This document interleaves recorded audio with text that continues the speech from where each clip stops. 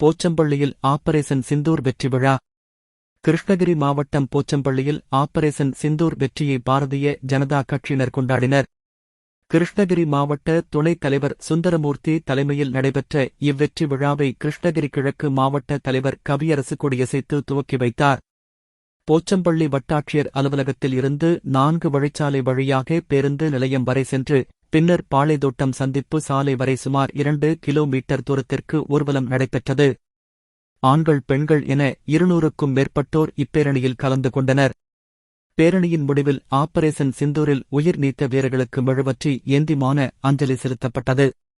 இப்பேரணியில் ராஜேந்திரன், வெங்கடாசலம், கோவிந்தராஜ், சரவணன் உள்ளிட்ட பாரதிய ஜனதா கட்சி பிரமுகர்கள் பலர் கலந்து கொண்டனர்.